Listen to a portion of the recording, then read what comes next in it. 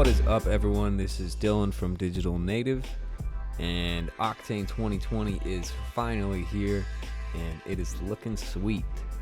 So for this video, I'm going to go over a lot of the new features I found interesting in Octane 2020. So yeah, let's get started. So first thing you guys are probably going to notice when starting up Octane is this new red button here. It says LDR 8-bit. We can change it to different things: HDR, HDR linear, and ACES. And this is going to be the tone map type for the image. So it's cool that we can set this and preview this real time, so that's really nice. Not going to go too far into the ACES pipeline today. Probably do that in a different tutorial, but it's cool that we now have access to that. And next thing we're going to look at is the new Octane daylight system, which is cool. You'll probably notice some things right away. Overall, it's a little bit warmer than the last daylight system. We also don't have that black floor that we were getting. And you can see this gives us a nice bounce from the light off the bottom floor that isn't really there. And a big adjustment to this daylight system will be the blooming on the sunrise and sunset. Just gives it a more natural look. But yeah, it looks really good. If you guys want to check out the older daylight systems, we can go down here and change the model.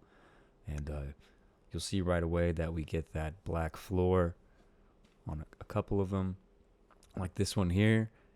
And yeah, just we don't get that nice bounce that we were getting in the new daylight system. So we can change that. And yeah, overall I think this is a nice improvement to the daylight model that they had before.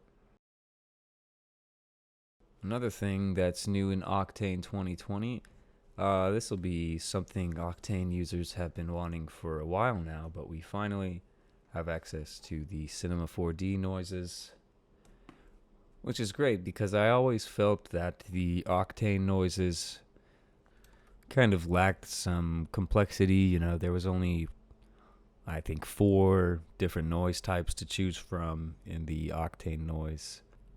So this is really nice, giving us access to all these noises that we've been so comfortable using in the past. We can now use them in all the fun ways Octane offers. So really cool update.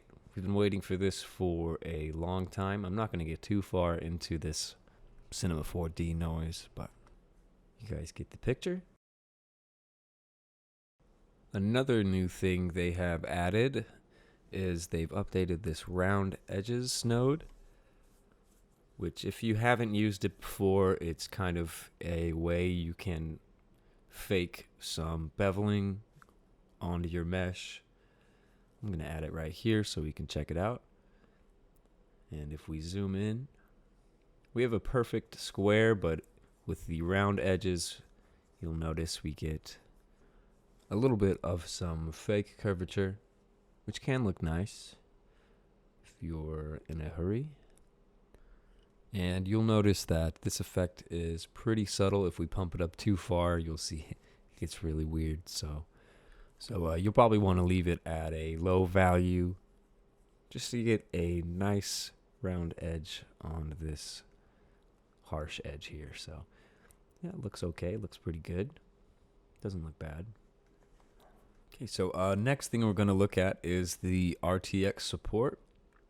I have a GTX 1080 on this computer, so I don't think I can really use the RTX support, but if you have an RTX graphics card, go ahead and check this button here. It's supposed to do a lot for the render. They say it can be 2 to 5 times faster with RTX acceleration. So if you have an RTX card, go ahead and enable that. You'll probably see a boost in speeds. And the next thing I'm going to talk about is the updates in the LiveDB. If you haven't used the LiveDB here, they have a lot of interesting materials that you can download and look into. Got a lot of different types, but new updates come into the procedural textures here. Bunch of new presets that they've added here that you can check out using a lot of the new nodes in the node editor to create these presets. So you can download these and check them out.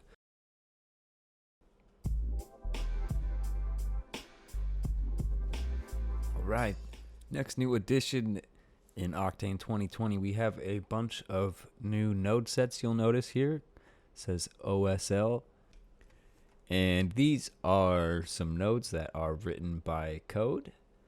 If I open this one up here, this is paint colors. I'll just throw it into the diffuse. And here is the script that makes up this material here. We can play with the time to kind of get some different looks. This one's pretty interesting. It's a lot of trippy colors that you can manipulate in sort of a paint flowing kind of way. So we're probably going to see a lot of cool things come out of this. But that is the first paint colors. We also have paint colors number 2, which I kind of like a little more. Colors just seem to flow into each other a little better. But one thing you will notice with these is that they are kind of determined by where the object is in the 3D space. If I leave it where it is and kind of pan around it, you'll see everything stays locked, but once we start to move the model around, it will give us different kind of looks. So we'll probably see some interesting things come out of this for sure.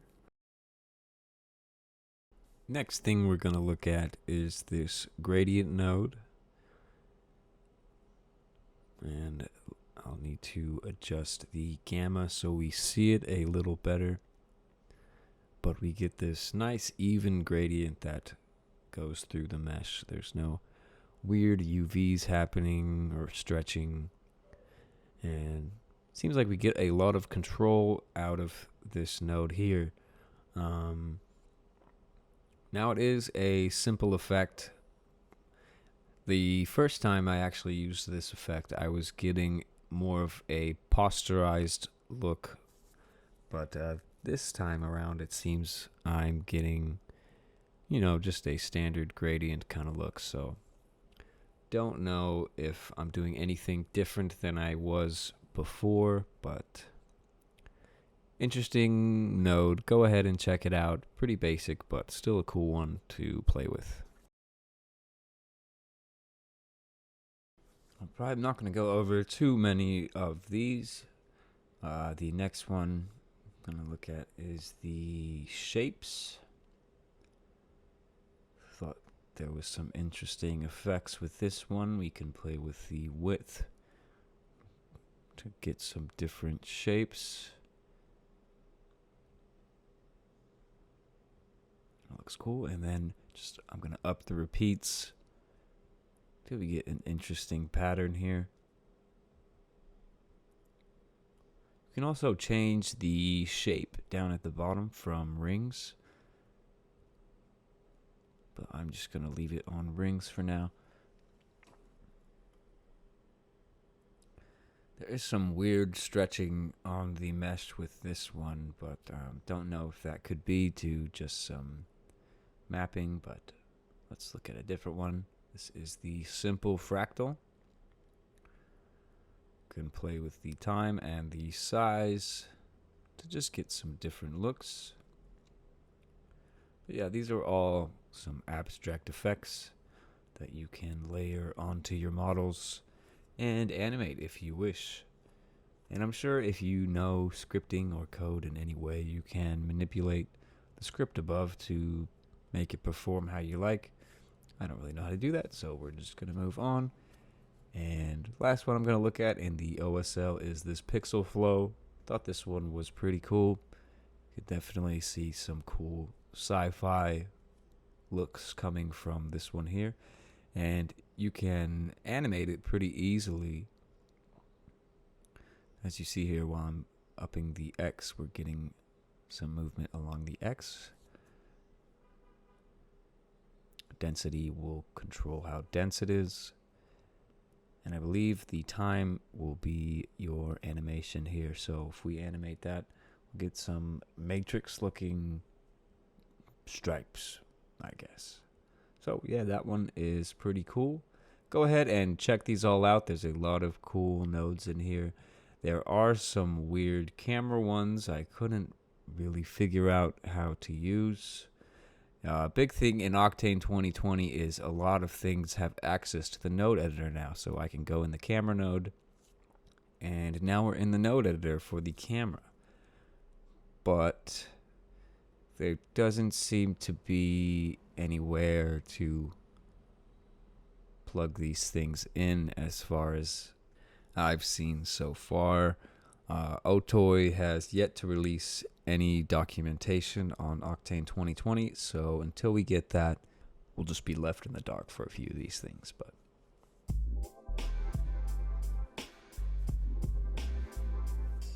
next thing I'm going to talk about is we have access to a couple new materials here. You'll see we have a hair material, layered material, composite material, and we're going to look at this layered material. If I bring that out here, you'll see we have a base material and layer 1, layer 2. If I bring in a normal Octane material, it is not going to work in any of these slots. It seems that the Octane layered material works with its own type of material nodes, so which are just a little more basic, I guess, than the standard material. But we can change it to a glossy here. And I'm just going to do a Cinema 4D noise because we can. Why not? And the layered material is interesting. Let me change this. Let's just increase the contrast. Sure, that looks fine. And you know what? I'll put a gradient in there just to get some color. Let's do a blue. And a yellow.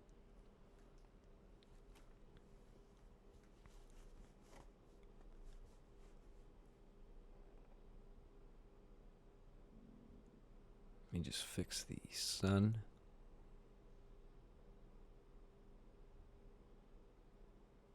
There we go.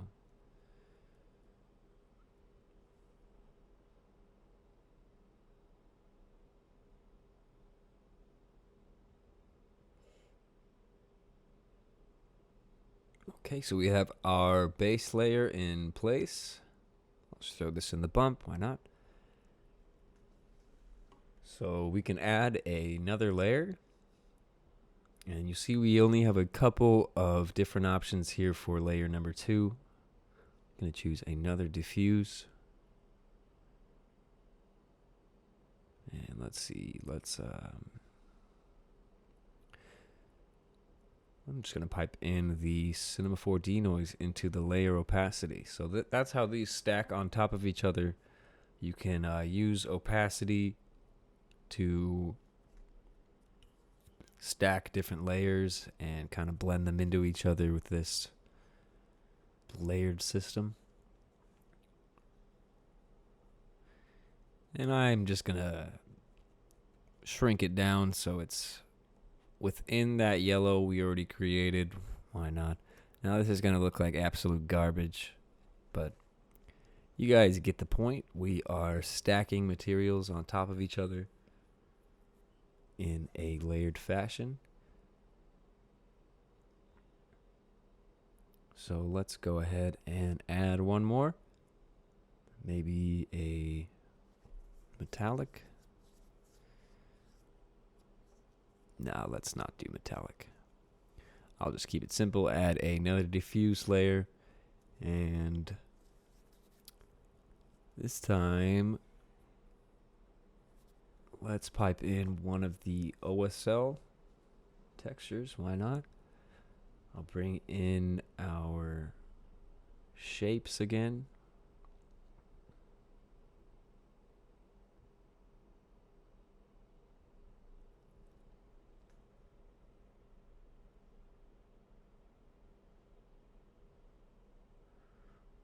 go. And then I can just play with this layer opacity and blend it more into those other layers. So, interesting feature. And since this is actually a black and white material here, I'm just going to pipe it into the layer opacity. So now we're just getting the white layering on, which is pretty cool. So we'll probably see some interesting things come out of this layer stacking. I haven't tested out if you can stack this into a mixed material and keep going. I'm sure you can, but something we'll have to look into further. Alright, and next you'll notice we have some updates to the subsurface scattering. We have a random walk medium as well as a volume medium now. And now if I take a look at the volume medium, you'll see we have this density up top.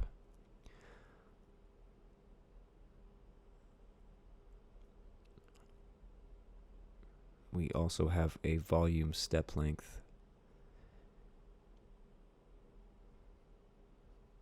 Which, if you're used to working with volumes, you'll notice the difference here.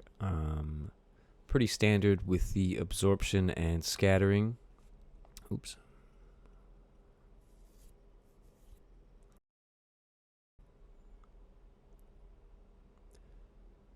If I pipe in the random walk,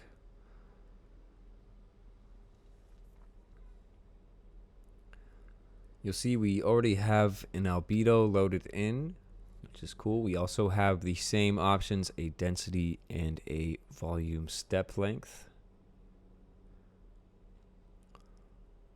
So a lower volume step will get a denser kind of subsurface scattering.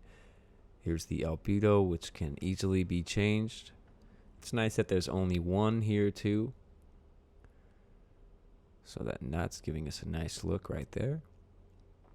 Now, in addition, we also have this radius, which will determine how far the light can pass through the mesh. So with a higher value, we'll get a lot of light bleeding through this mesh in. With a low value, we'll get pretty subtle transparencies, which looks really nice. I'm really liking this random walk node. But yeah, go ahead and play with these two nodes, get some different results.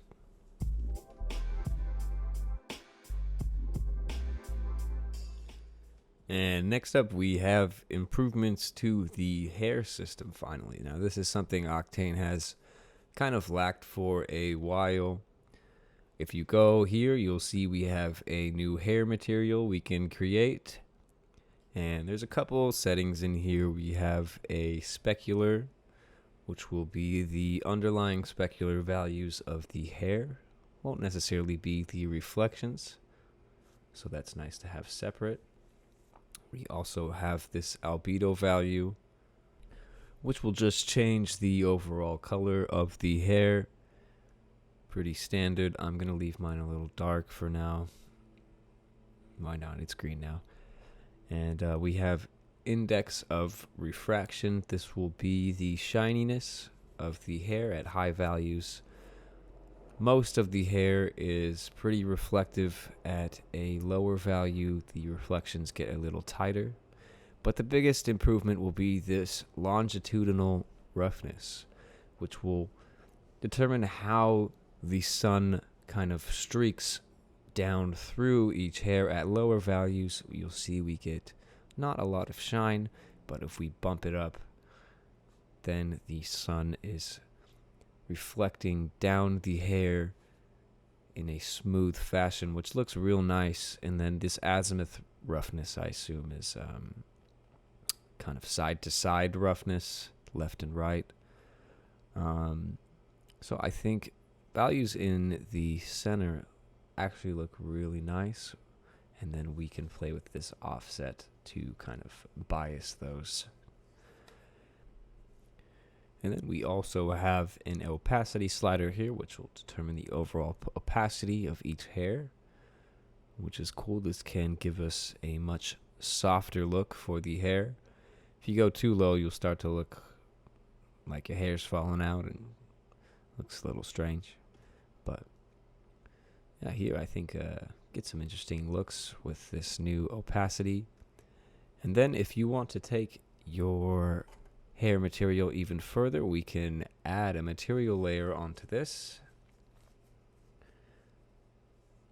And now, much like the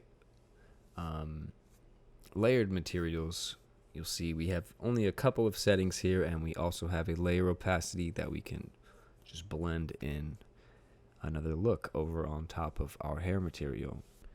So yeah, lots of cool additions to the hair. Personally, don't do too much hair inside of Cinema 4D, so I'm not going to spend a lot of time here. And we also have updates to the dirt node, which are cool. You'll notice we now have this dirt map, which I assume is kind of like an opacity slider for our overall dirt, which is nice to have. The strength, details, and radius have been tweaked. We also have this tolerance slider now, and there's also a distribution, spread, bias, other things here. Not going to go too far into this. Just know that there are some new settings to play with in the dirt node, so go ahead and check that out.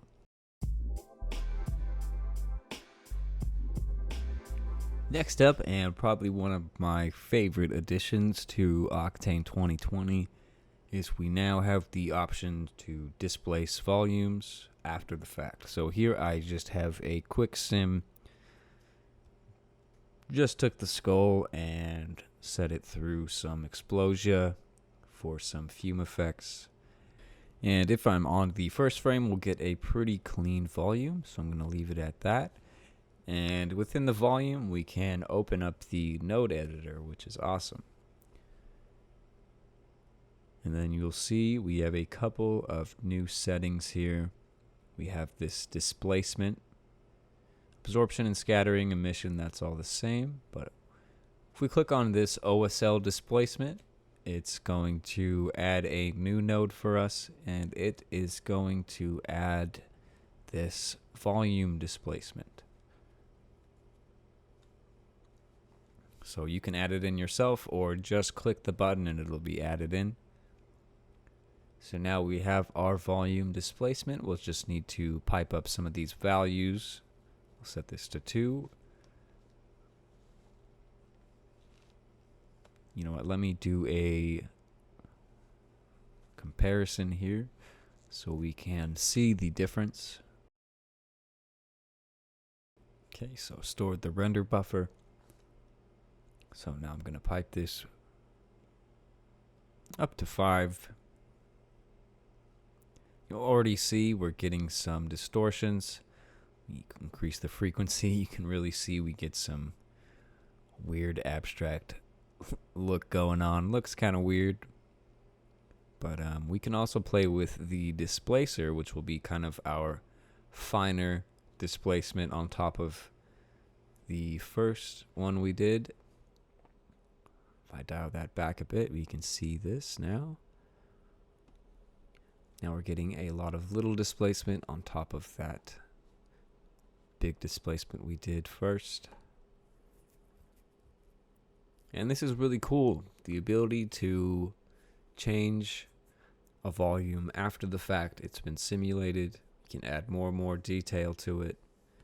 I'm just going to drag in one that I did previously. Had some pretty low values across the board, but I got a look that I thought was pretty cool. Just let that load here. So yeah, really cool addition here. Really liking this one, and I'll probably use this a lot moving forward. But that'll do it for this breakdown of Octane 2020. If you guys haven't checked it out, go ahead and check it out. There's a lot of cool features in this new update. And just want to mention, if you guys have not looked into it, we still have all of our things in our store for free. We've got a mountain displacement kit, some transitions, as well as some animated text that you guys can go ahead and download and start using in any of your projects. And those are going to remain free until we come out with some new packs very soon. We're going to come out with a whole new mountain pack that I've been developing for the past 6 months or so, spending a lot of work and time into making these look really nice. So just hold on for that. It'll be out soon, and hope you guys learned something in this video. Subscribe if you have not, and I will see you in the next one.